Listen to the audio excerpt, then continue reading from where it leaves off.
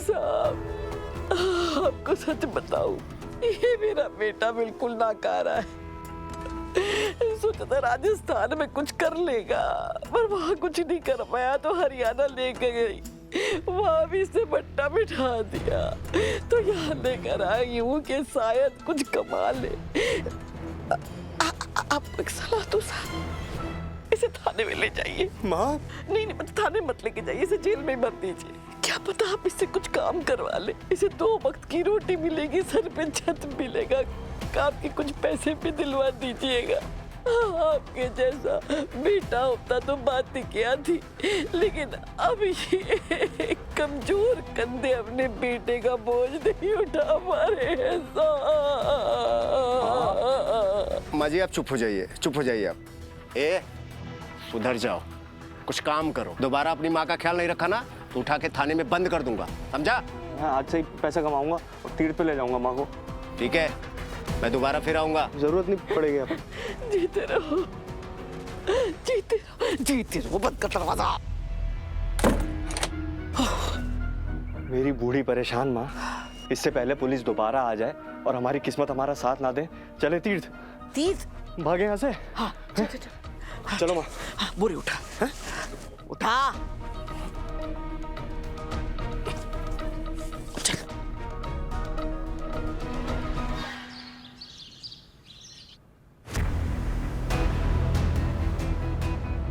रीत, तुम लोग इसे यहाँ क्यों लेकर आए हो? इससे अब मेरा कोई रिश्ता नहीं है।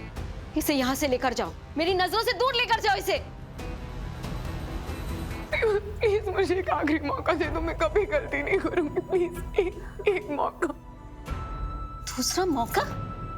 दूसरा मौका उन्हें दिया जाता है जो जिंदा होते हैं, और तू मेरे लिए और अपने पापा के लिए कब की मर चुकी है। मैं अपने पूरे खानदान की तरफ से तेरा अंतिम संस्कार कर चुकी हूं। मुझे कोई फर्क नहीं पड़ता कि रीत और राघव का दिल कितना बड़ा है, और तूने जो किया है ना, मैं उसके लिए तुझे कभी माफ नहीं करूंगी।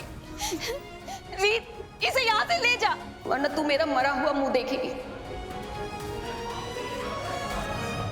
नहीं चाची, स्मिता, चाची, चाची प्लीज। आपको पता है स्मिता की वजह से बुआ जी का असली चेहरा सबके सामने आ पाया है। मैं जानती हूँ उसने बहुत गलती की है, मेरे साथ बहुत बुरा किया है। इसने पुलिस के सामने बुआ जी के खिलाफ गवाही दी है। आज अगर राघव और मैं एक साथ हैं तो वो भी स्मिता की वजह से। स्मिता को अपनी गलती का एहसास हो गया और उसने मेरे और राघव के बीच की सारी गलतफहमियां दूर कर दी। चाची प्लीज उसे माफ कर दीजिए। गलतफहमियां? वो गलतफहमियां जो इसकी गलतियों की वजह से पैदा हुई थी? रीत, तुझे मालूम है ना कि इसकी वजह से कितनी परेशानियां हम लोगों को झेलनी पड़ी। तेरी माँ की जान तक चली गई। रीत, तो ये सब कैसे भूल सकती है? तू इतनी आसानी से इसे कैसे माफ कर सकती है? बेटा, तू किस मिट्टी की बनी है? मैं इसे कभी माफ नहीं करूंगी, कभी नहीं। चाची, श्वेता, देखो मैं मानता हूँ हमने तुमसे कहा था कि हम चाची जी को कुछ नहीं बताएंगे, लेकिन मुझे माफ करना। मैं ये नहीं देख सकता कि एक माँ अपनी बेटी को खुद से दूर कर रही है। चाची जी, आप जानती हैं स्मिता हमें कहाँ मिली थी? उसे किसी ने किडनैप कर लिया था। एक लड़कियों की तस्करी करने वाली गैंग उसे हमेशा के लिए दुबई लेकर जा रही थी। अगर ऐसा होता ना तो आप इसे दोबारा कभी नहीं देख पाते। यूं समझिए माता रानी ने दोबारा आपको मौका दिया है। इस मौके को हाथ से मत जाने दीजिए। स्मिता, राघव जी क्या कह रहे हैं? क्या ये सच है? मैं बाजार गई थी ब्रेड लेने, मुझे नहीं पता था वो मेरा पीछा कर रहा है। जब उन्होंने देखा कि मैं अकेली हूँ और मुझे पूछने वाला कोई नहीं है, तो उन्होंने मुझे किडनैप कर लिया। चाची जी जानती हैं, इस दुनिया में ऐसे बहुत से बच्चे हैं जो अपनी माँ के प्यार के लिए तरसते हैं। पर आप दोनों तो लकी हैं कि आप दोनों के पास एक दूसरे का साथ, तो प्लीज जो पहले हो चुका उसे भूल जाइए, उस अपने रिश्ते के बीच में मत आने दीजिए। एक इंसान जिसने अभी कुछ वक्त पहले ही अपनी मां को खोया है। मैं आपको बताता हूं, मैं अपनी मां को एक बार गले लगाने के लिए किसी भी हद तक जा सकता हूं। आप ये गलती मत कीजिए, इसमें तो आपका खून है। उसे गले से लगा लीजिए, माफ कर दीजिए। आई एम सॉरी माँ। मेरी बच्ची, मैं अब तुझे कभी भी अपनी नजरों से दूर नहीं जाने दूंगी। मत जाने।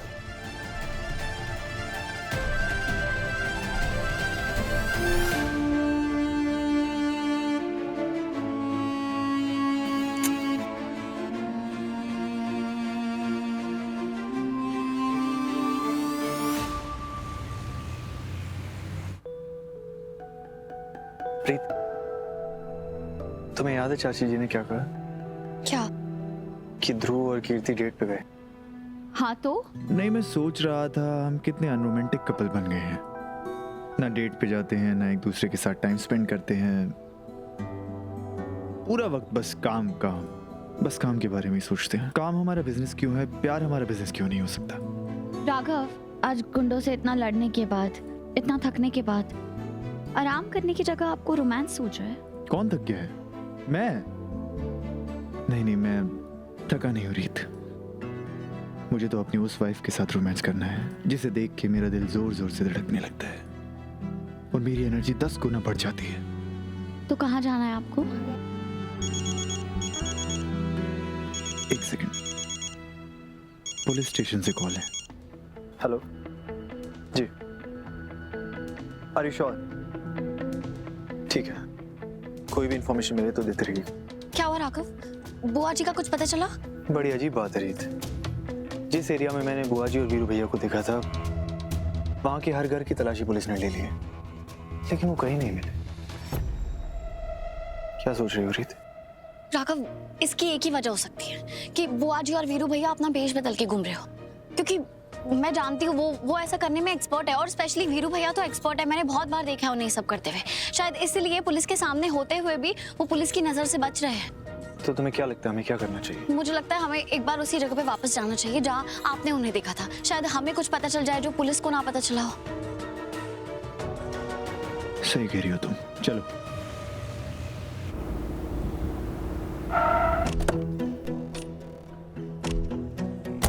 वो वही उसी दुकान में मुंह धो रही थी बुआ जी। राघव, मुझे लगता है कि हमें आसपास भी पूछना चाहिए कि किसी ने बुआ जी और वीरू भैया को देखा है क्या। सही कह रही हो तुम। यहाँ पूछते हैं। एक्सक्यूज मी, आपने इनमें से किसी को देखा है? नहीं। क्या आपने इनमें से किसी को देखा है? नहीं मैम। राघव, वहाँ पूछते हैं। क्या आपने इनमें से किसी को देखा है? नहीं, इन्हें नहीं देखा। हाँ, 2 नए लोग आए हैं ना, वो सामने वाले गली में रहते हैं ना, उसी घर में। वो पक्का बुआ जी और वीरू भैया ही होंगे। चलिए देखते हैं।